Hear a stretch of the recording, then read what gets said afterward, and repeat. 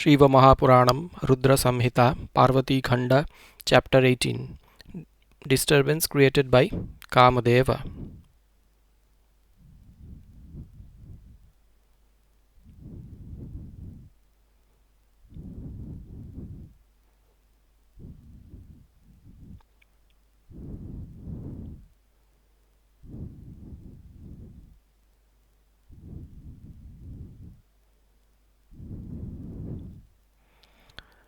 Brahma said, influenced with the illusion of Shiva, the arrogant Kamadeva started spreading, first of all, the spring season, which attracts the minds of all.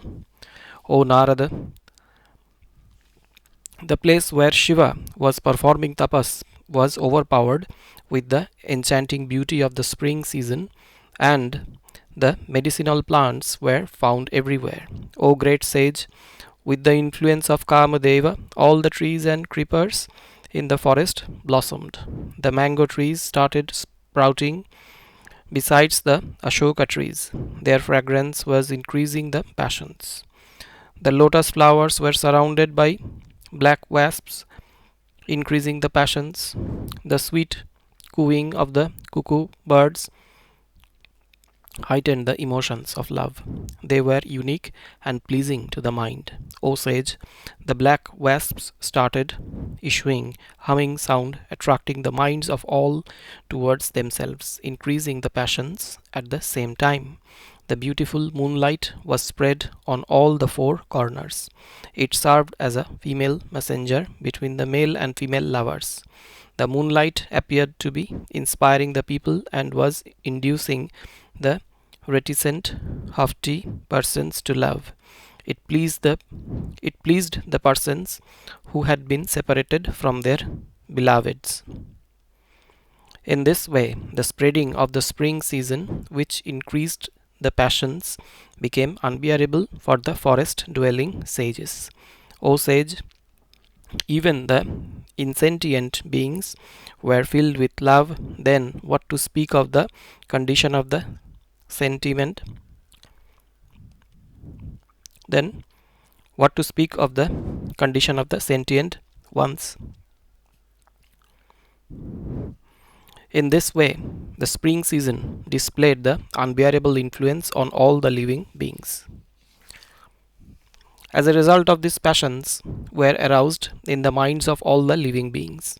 Observing the untimely influence of the spring season, Shiva, who had taken to the human body by sports alone, felt surprised. Shiva, who removed the miseries of all, controlled himself, started performing more hard penance. With the spread of the spring season, everywhere Kamadeva, accompanied with Rati, who stood on his left side with the arrow of mango blossom in his hand. Exercising his control, he started spreading his influence. Finding Rati with Kamadeva, who would not be enchanted. Thus they started their dalliance. The sentiments of love and the appealing gestures too accompanied him, and he reached before Shiva. Kama, who usually remains in the mind, manifested himself outside. However, he could not find out a weak spot whereby he could enter the body of Shiva. Failing to get an entry into the body of Shiva, he was distressed and frightened. Who can gain access to Shiva, having three eyes issuing the flames of fire and engrossed in meditation? In the meantime, Parvati, with her maids carrying several types of flowers, arrived there for adoring Shiva. The type of great beauty, as is mentioned in the world, Parvati surely possessed much more beauty than that. When she adorned her body with the seasonal flowers, then her beauty could not be described even in 100 years. On reaching of Parvati before Shiva, then for a moment he sat there leaving the tapas. Finding the weak point, Kamadeva, who was present in the vicinity, shot an arrow named Harshana, which delighted Shiva. At that point of time, Parvati went to Shiva with emotions of love accompanied with spring. In order to make the desire of Shiva vigilant, Kamadeva carefully shot a flowery arrow over Shiva. As per the usual practice of Parvati's coming to Shiva, similarly she arrived on that day too, and adoring him, offering her salutation to Shiva, she took her seat before him. For the first time, Shiva had a careful look at her limbs, while Parvati, feeling shy, started squeezing her limbs out of the womanly modesty. Remembering the boon granted to her earlier by Brahma, O sage, Shiva also started praising her limbs' beauty. Shiva said, "Is it the face or the moon? Are these the eyes or the blue lotus flowers? Are these the eyebrows or the bow of Kamadeva? Has she the lips or the wood apple fruit? Is it the nose or the beak of the parrot? Her voice resembles the cooing by the cuckoo. What to speak of the waist? It looks like the altar of Yajna. What could be said about her height and beauty? What can be said about the flowers and the costumes worn on the body? The entire beauty of the universe has been placed at one place. All her limbs are extremely beautiful, there is no doubt about it. Parvati, with astonishing beauty, is quite graceful.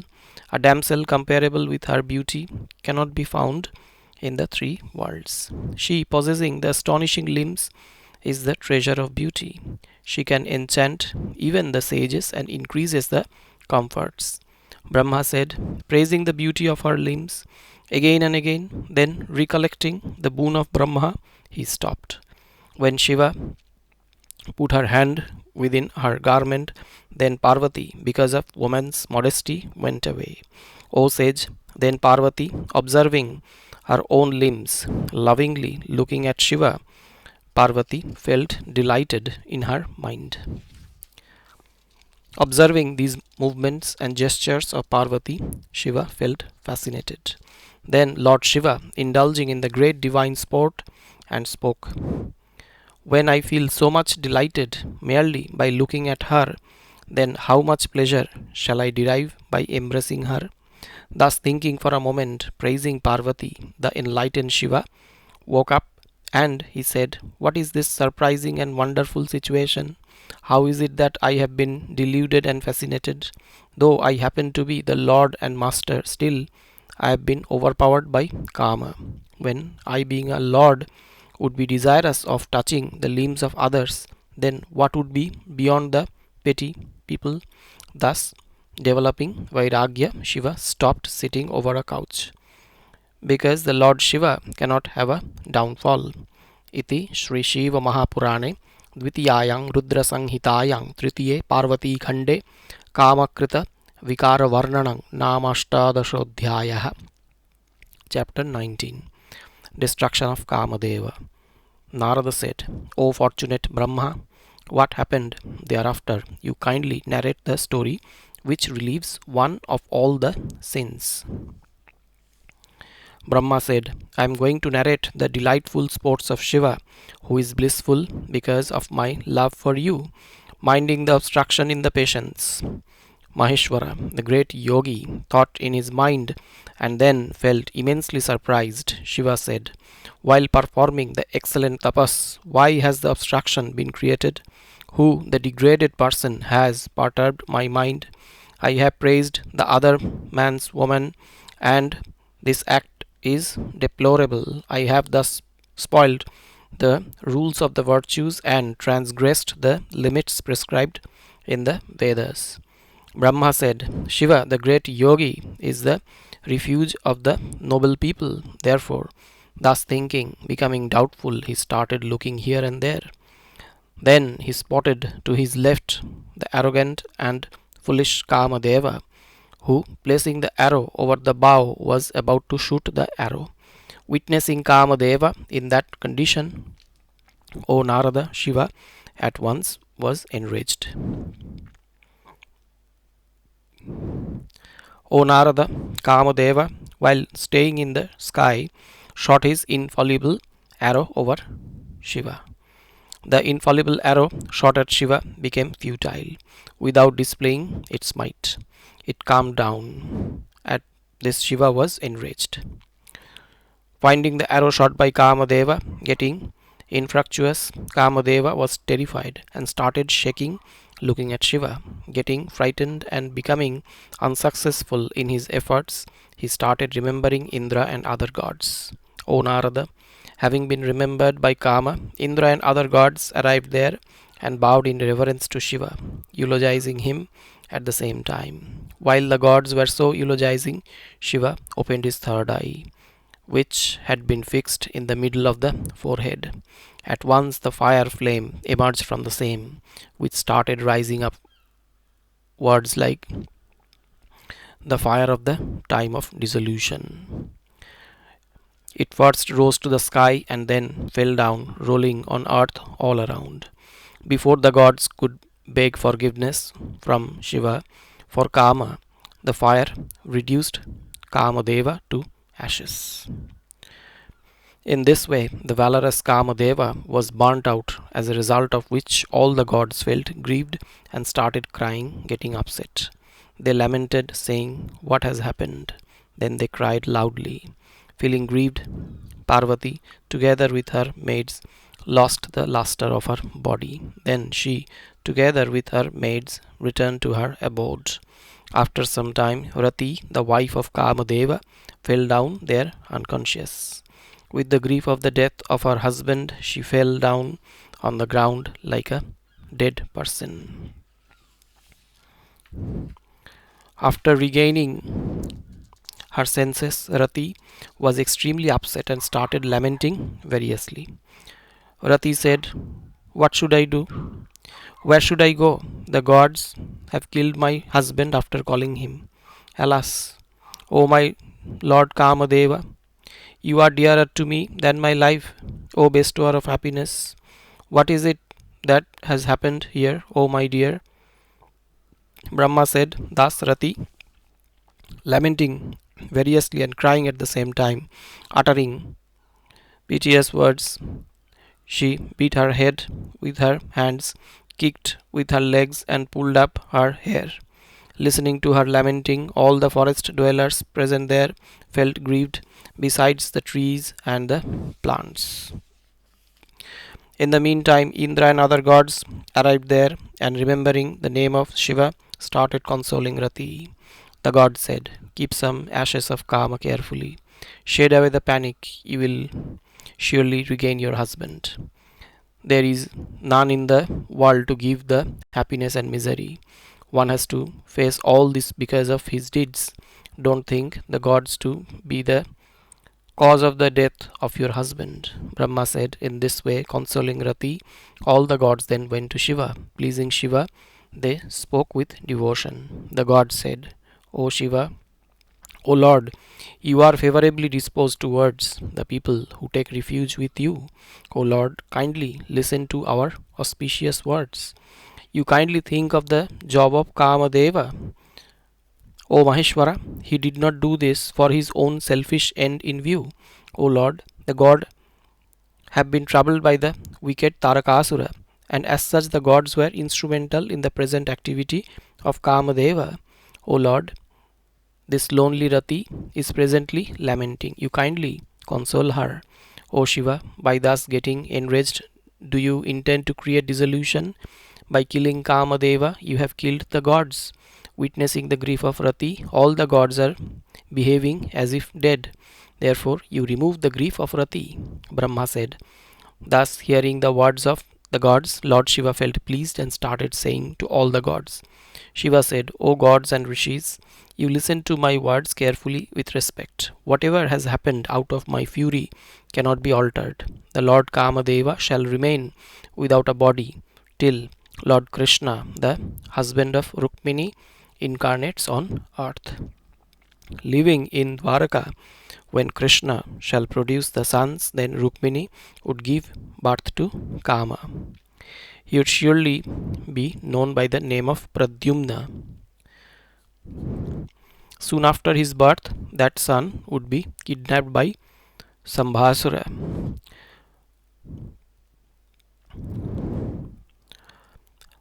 Sambhara, the best of Danavas, after kidnapping Krishna's son and foolishly taking him to be dead, would throw him in the ocean and then return to his abode.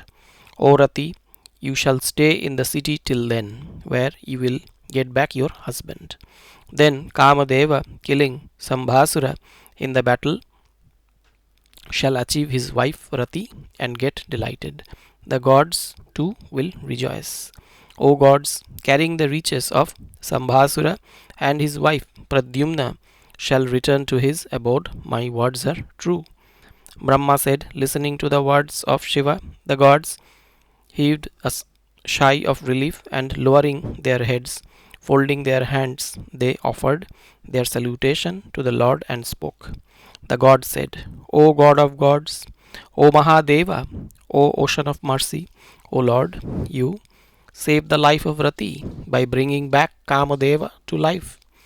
Brahma said, thus listening to the words of the gods Shiva, the ocean of mercy, the Lord of all, Parameshwara, felt delighted and said, Shiva said, O gods, I now feel pleased. During the intervening period, I shall bring Kamadeva back to life. He, turning as my Gana, shall roam about on earth. O gods, don't reveal this episode to anyone else. All of you should go back to your respective places, and I shall remove the miseries of all. Brahma said, thus speaking, Shiva disappeared from the place while the gods were eulogizing him. All the gods were pleased and were relieved of the surprise. O sage, then the gods assuring Rati with the words of Shiva, getting permission from Shiva, returned to their respective places. Rati, the wife of Kamadeva, then proceeded on the town of Sambhara, and O sage kept on waiting there for the time indicated by Shiva. Iti Shri Shiva Mahapurane Dvitiyayang Rudra Samhitayang Tritiye Parvati Khande Kamanasha Varnanang Namaikonavingsha Chapter 20, the story of oceanic fire. Narada said, O Brahma, where did the flame of fire emerging from the eye of Lord Shiva vanish? You kindly narrate the relevant story of Shiva. Brahma said, when Kamadeva was burned out with the fire flames emerging out of the third eye of Shiva, then the fire uselessly spread on four sides. All the mobile and immobile beings of the three worlds created hue and cry. O Narada, all the gods and the sages rushed to take refuge with me.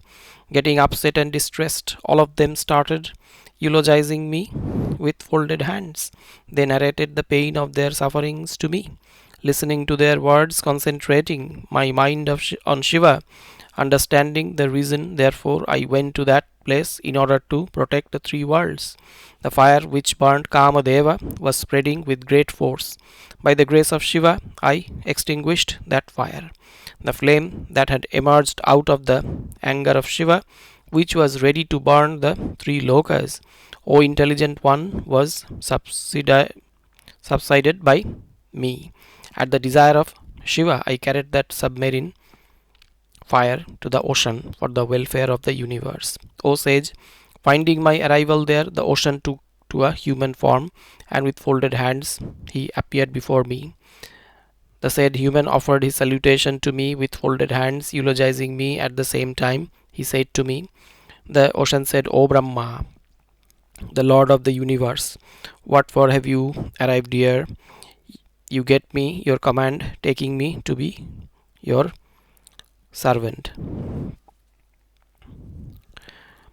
Thereafter, listening to the words of the ocean reciting the name of Shiva, I spoke to him for the welfare of the people. Brahma said, O dear one, O immensely intelligent one, O ocean, doing good to the entire universe, inspired by the grace of Shiva, I am talking to you lovingly. This is the enormous anger of Shiva, known as marine fire. After burning Kamadeva, he is presently engaged in the destruction of the universe. At the desire of Shiva, these painful gods have requested me. I at once arrived there and suppressed the fire. Then it took to the form of a mare, and I have arrived here with the same. Ocean of mercy, the base of all the waters, I therefore give you a command. This is the rage of Shiva in the form of a mare, issuing the flames of fire should be borne by you till the time of dissolution. O ocean, you can free the astonishing luster of Shiva after I return and start living here. It will live on daily consuming your water. You rear it well, lest it drowns or is deformed. These were the words spoken by me to the ocean, who at once accepted them, though in fact none else could contain the fire emerging out of the rage of Shiva. Therefore, the fire in the form of a mare entered the ocean and started consuming the ocean itself.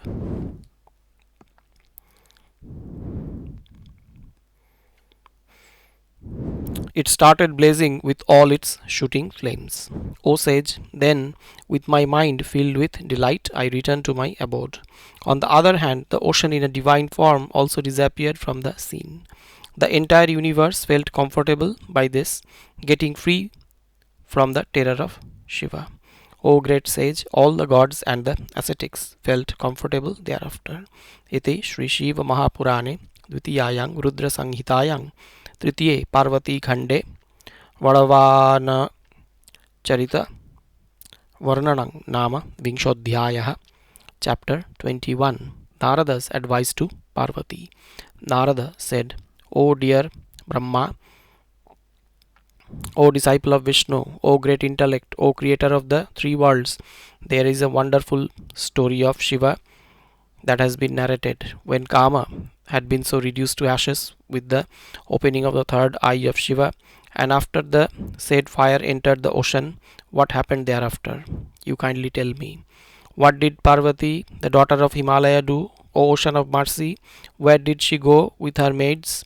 Brahma said, O dear one, O immensely intelligent one, Chandrasekhara, Shiva, who indulged in enormous sports, kindly listen to their story respectfully.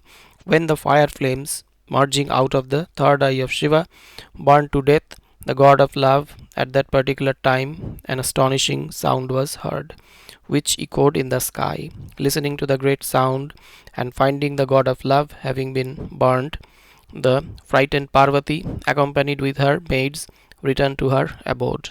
Feeling surprised with that sound, all the kings of Himalaya, anticipating trouble for her daughter, went to that place. Finding his daughter distressed, Giriraja felt painful at heart and went to his daughter, who was crying in separation from Shiva. He, then holding her hands, wiping out tears from her eyes, said, O Parvati, don't cry, don't be afraid. Thus speaking, he pacified her. He took distressed Parvati in his lap. Giriraja Himalaya consoled her variously and took her home at once. When Shiva disappeared after the burning of Kamadeva, Parvati, getting separated from Shiva, felt uneasy everywhere. Parvati, after her return to the abode of her parents, felt as if she had been reborn. Denouncing her beauty, she uttered, I am unfortunate. Parvati, the daughter of the Lord of Mountain, could not be pacified by maids even. She never felt the least comfortable while sleeping, bathing, walking, or standing. In spite the company of her maids, she kept on thinking, disgrace to my beauty, dharma activities, and then always remained absorbed in the memories of Shiva. Thus Parvati felt painful at heart with the separation from Shiva, and finding no comfort anywhere, she always recited the name of Shiva. In spite of her staying in her parental home, her mind remained devoted to Shiva. O dear one, she recited the name of Shiva repeatedly, fainted. Himalaya, Mena, Menaka, and others kept on consoling Parvati and advising her to forget Shiva, but she did not listen to anyone.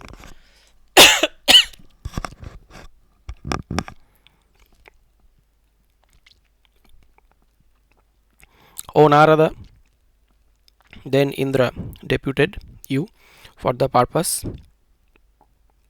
and you roaming about at will, reached the mountain Himalaya. Himalaya, the great soul, adored you and inquired of our welfare, providing you a high seat to be seated.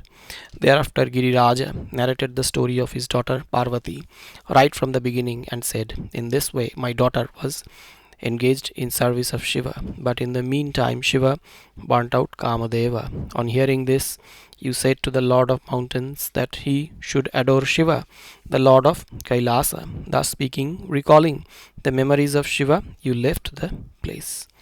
Leaving that place, O sage, you again went to Kali when she was alone. O sage, you are the best of all the sages.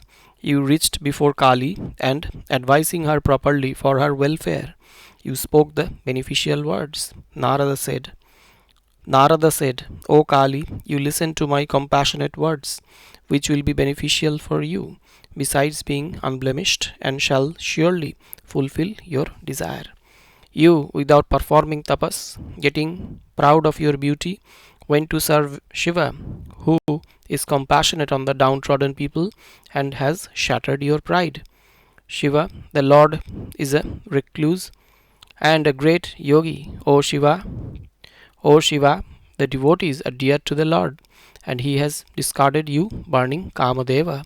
Therefore, you perform tapas for him for a long time. When you are purified by performing tapas, Shiva would surely accept you. You cannot leave Shiva, who is the cause of benevolence. O goddess, because of your stubbornness, never accept anyone else as your husband except Shiva.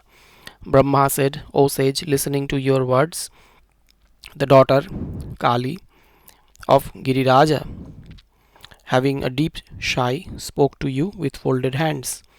Shiva said, O Lord, you are omniscient.